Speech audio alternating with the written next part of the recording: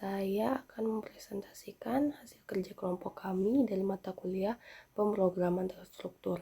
Kelompok kami membuat program untuk menghitung nilai rata-rata dari nilai UTS dan UAS, dan hasil nilai rata-rata tersebut yang akan menentukan lulus atau tidaknya nilai dari mahasiswa. Ini kami ada menggunakan beberapa fungsi, yaitu yang pertama fungsi hitung rata-rata. Nah, fungsi hitung rata-rata ini digunakan untuk menghitung rata-rata nilai UTS dan UAS yang dimasukkan pengguna. Lalu ada fungsi evaluasi kelulusan. Fungsi evaluasi kelulusan ini yang akan mengeluarkan hasil lulus atau tidaknya. Lalu ada fungsi input data.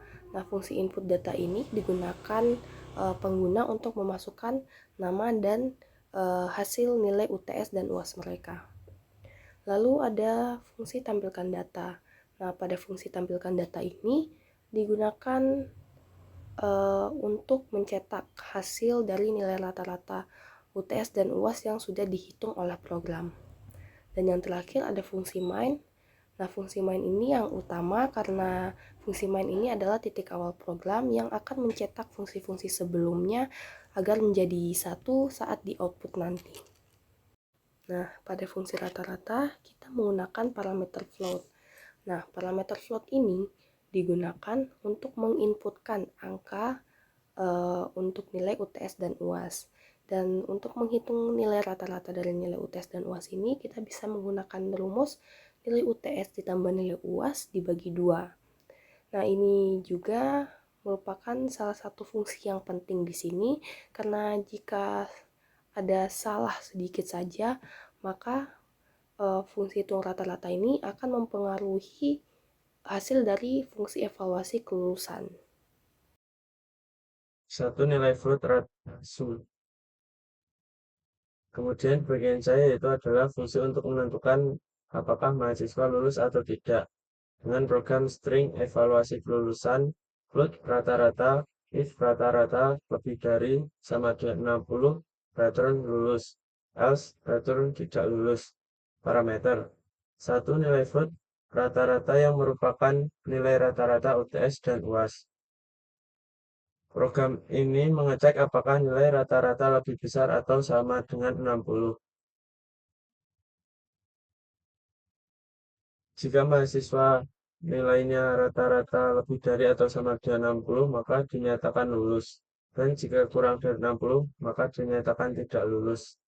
Fungsi ini penting untuk memberikan keputusan apakah mahasiswa lulus atau tidak berdasarkan nilai yang telah dihitung. Tanpa fungsi ini, kita tidak dapat memberikan evaluasi akhir kepada mahasiswa. Dan yang ketiga, kita menggunakan fungsi untuk meminta input data mahasiswa. Di sini kita menggunakan teknik void in sebagai input data, yang dimana kita mempunyai 4 parameter. Yang pertama yaitu ada jumlah mahasiswa, nama mahasiswa, nilai UTS, dan juga nilai UAS. Yang dimana kita juga menggunakan teknik perulangan yaitu for, yang dimana untuk bisa mengulang proses input data sebanyak jumlah mahasiswa yang ingin diinputkan. Pada awal fungsi ini memanggil sin inground untuk mengabarkan karakter neuron sebelumnya sehingga input berikutnya bisa dibaca dengan benar. Kemudian menggunakan getLine sin nama mahasiswa untuk membaca nama lengkap mahasiswa yang mungkin mengandung spasi. Ada sin nilai UTS yang dimana meminta pengguna untuk memasukkan nilai UTS mahasiswa dan menyimpannya di array nilai UTS. Dan juga ada sin nilai UAS yang juga meminta pengguna untuk memasukkan nilai UAS mahasiswa dan menyimpannya di array nilai UAS. Yang terakhir menggunakan fungsi void untuk meminta dan menyimpan input data yang mempunyai 5 parameter terdiri dari jumlah mahasiswa, nama mahasiswa, nilai UTS, nilai UAS, dan rata-rata. Sini kita juga menggunakan perulangan for untuk mengulangi proses input data sebanyak jumlah mahasiswa yang ingin diinputkan. Di sini menampilkan jumlah mahasiswa, nilai rata-rata dan UAS, serta status kelulusan. Variabel jumlah mahasiswa bertujuan untuk menyimpan jumlah mahasiswa yang akan diinput. Sein jumlah mahasiswa untuk meminta pengguna memasukkan jumlah mahasiswa. Nama mahasiswa di sini untuk menyimpan nama mahasiswa. Nilai UTS untuk menyimpan nilai UTS. Nilai UAS untuk menyimpan nilai UAS. Serta rata-rata untuk menyimpan nilai rata-rata. Di sini menampilkan data untuk memanggil tampilan data hasil perhitungan, serta delete di sini untuk menghapus alokasi memori dinamis yang telah digunakan mencegah kebocoran memori,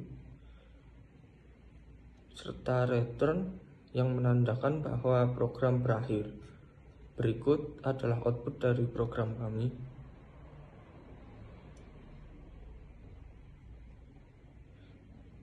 Yang pertama, memasukkan jumlah mahasiswa.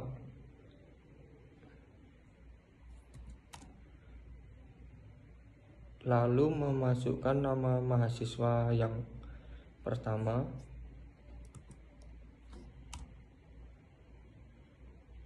Memasukkan nilai UTS mahasiswa pertama.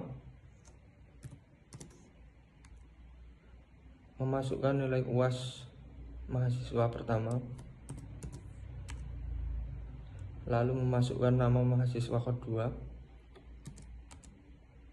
serta memasukkan nilai UTS mahasiswa kedua.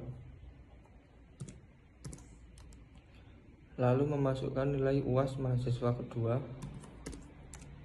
Dan di sini adalah output dari nilai rata-rata mahasiswa dan serta status kelulusannya.